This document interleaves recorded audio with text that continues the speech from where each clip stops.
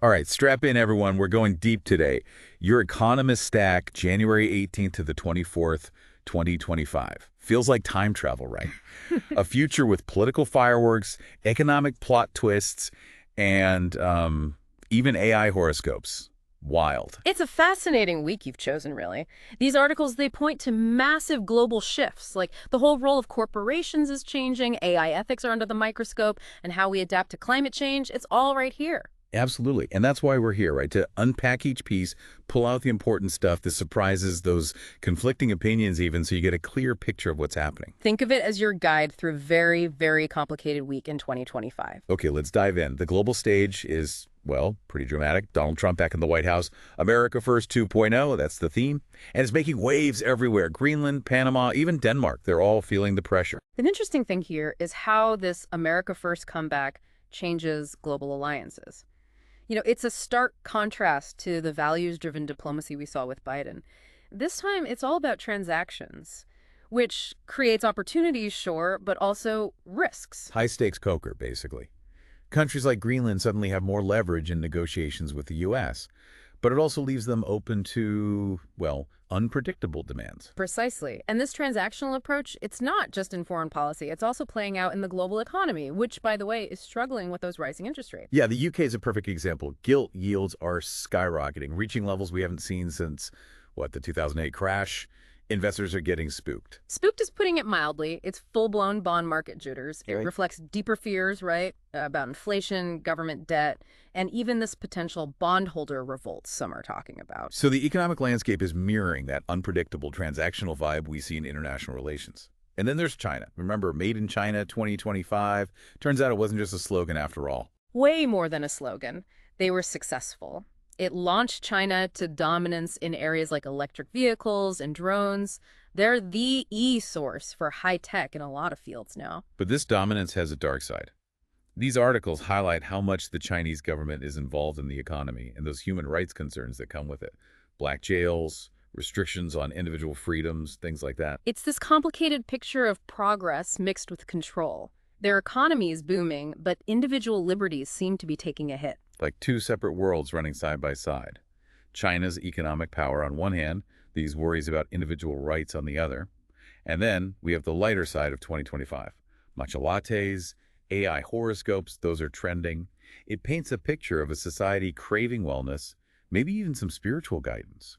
It's an interesting contrast, with all the political and economic uncertainty going on. People are looking for answers, whether it's in the stars or at the bottom of a matcha latte. Totally. A kind of counterbalance.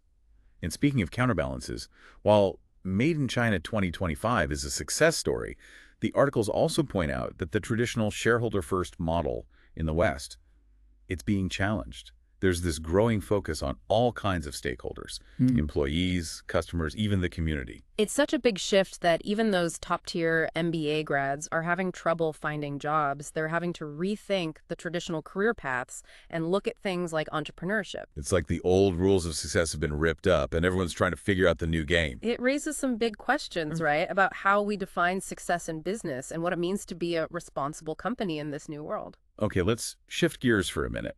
Spotlight on specific regions now. Things are heating up in the Middle East, Syria, Africa, and even Latin America. Each one is a microcosm of those bigger global forces we talked about. Power struggles, fragile peace, and China's growing influence, it's all there. The Middle East is especially intriguing. It seems Trump's interested in brokering a deal between Israel and Saudi Arabia, which could have huge implications for Palestine and the power balance in the region. It's a risky diplomatic move, and these articles really highlight the complexity and the potential problems. Meanwhile, Syria is still struggling to find its feet after years of conflict. The new leader, Ahmed al-Sharaa, he's facing pushback from jihadists and this looming possibility of a new dictatorship. His biggest challenge is consolidating his power while also dealing with a war-torn population that's both exhausted and hopeful. And then there's Africa. The civil war in Sudan is a stark reminder of the human cost of conflict. The articles focus on the Nuba Mountains, where there's a huge humanitarian crisis unfolding as people flee the violence. It's a tragic situation, really, and it underscores how badly humanitarian aid is needed, but also a long-term solution to stop the fighting. And let's not forget Latin America, where China's influence is growing fast. It's not just about trade anymore. They're investing heavily in infrastructure, building strategic partnerships all over the region. It's a fascinating look at how global power dynamics are changing. China's playing the long game, securing its economic interests and expanding its diplomatic influence. It puts countries like Argentina in a tough spot, trying to balance their economic needs with the concerns of the U.S., their traditional ally. It really highlights the challenges of navigating a world with multiple power centers where those traditional alliances are being tested. Okay, we've covered a lot of ground. Trump's return, China's rise, the global economic jitters, those regional hotspots. It's a lot. But we're not done yet. There's more to uncover in those 2025 Economist articles. There are those unexpected trends, the breakthroughs in health and science, even the changing cultural landscape, all worth a closer look. Exactly. So stay with us as we continue our deep dive into the future, exploring those fascinating developments that are shaping the world of 2025. All right, let's pick up where we left off, yeah. Those fascinating threads from your Economist stack. We were talking about matcha and AI horoscopes, remember, like society searching for answers and balance. Well, turns out there's a lot more going on beneath the surface. We're not just talking trends, we're talking breakthroughs, particularly in health and science. These articles highlight some really promising stuff in Alzheimer's research. Seems like those existing drugs, they might be more effective if given earlier. That's UUGE. And they're even doing trials on people with Down syndrome who, unfortunately, are almost guaranteed to develop Alzheimer's. It's pushing the boundaries of medical research, that's for sure. Absolutely. And it's not just Alzheimer's. Scientists are looking at new explanations for Huntington's disease, which could, open the door to new treatments. So some real hope on the horizon for those battling these devastating diseases. And here's something I found interesting. The articles mentioned this growing concern about sarcopenia, which is age-related muscle loss.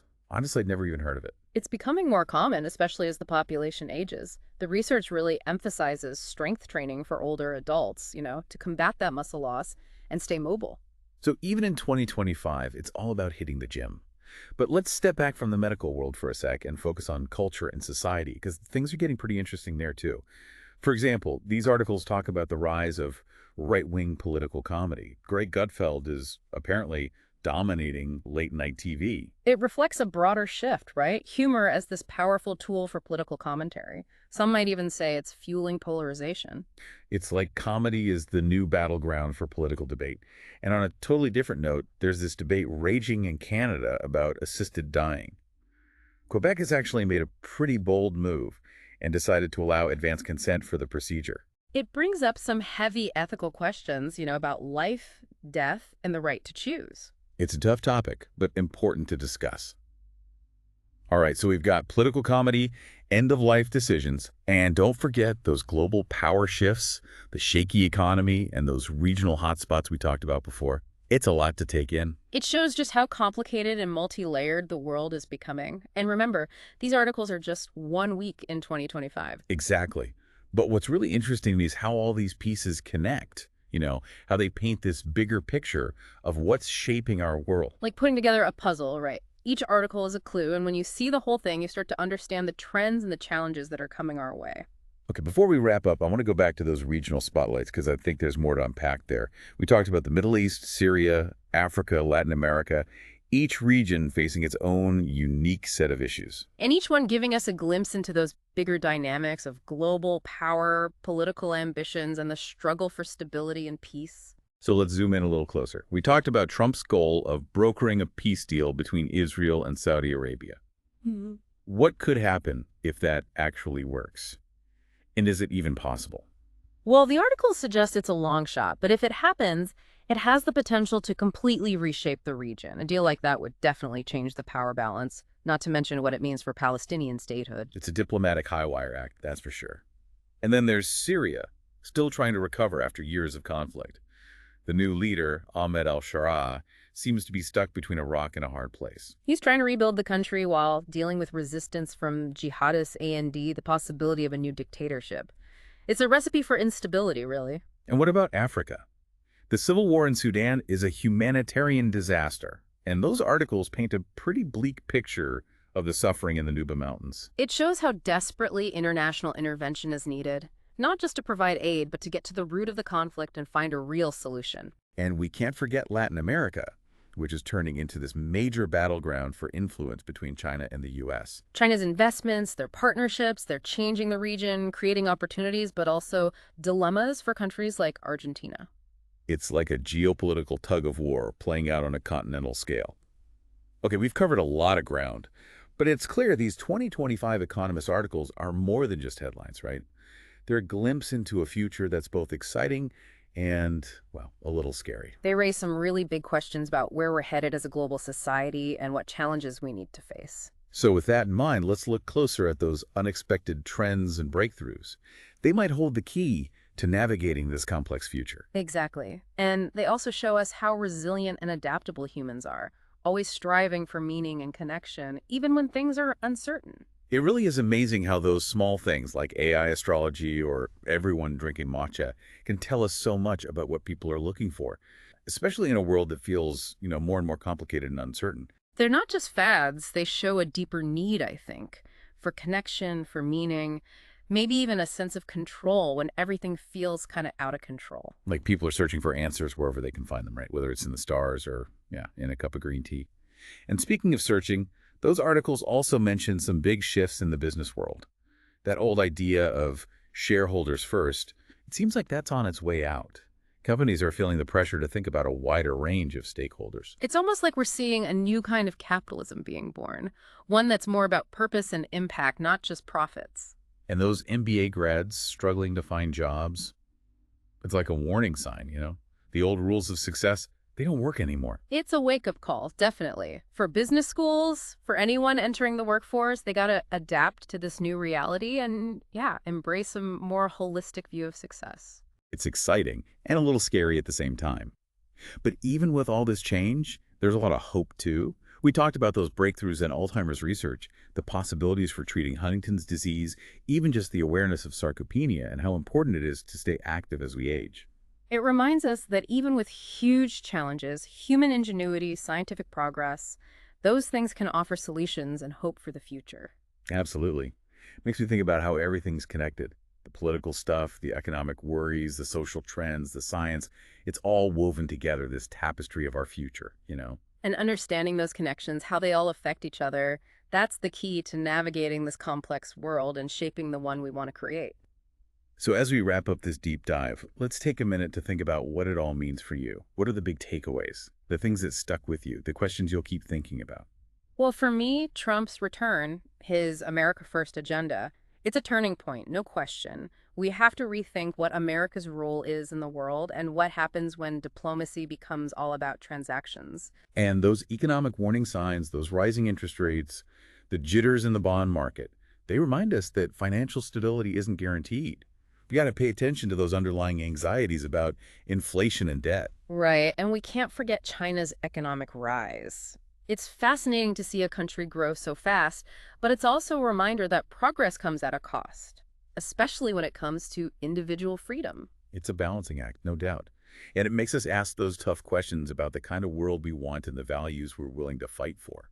Speaking of values, that shift away from shareholders first in the business world, that's huge. It means people are realizing that companies have a responsibility to more than just their investors. It's a positive sign, I think, Yeah. that we're moving towards a more ethical and sustainable way of doing business, one that cares about people and the planet. And those scientific breakthroughs, they give us hope for a future where diseases like Alzheimer's and Huntington's can be treated, where we can age gracefully and stay healthy. It reminds us how powerful human innovation is and how important it is to keep investing in research and development.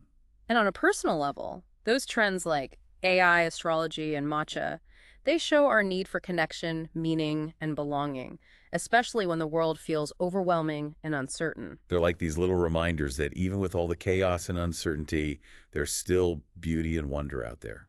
So, as we wrap up this deep dive into your Economist articles from 2025, we hope you'll keep exploring these topics, dig deeper into the sources, and come to your own conclusions. Because knowledge is most powerful when you engage with it, when you debate it, when you apply it to your own life. This is just the beginning of your journey of discovery. So take these insights, connect the dots, and see where they lead you.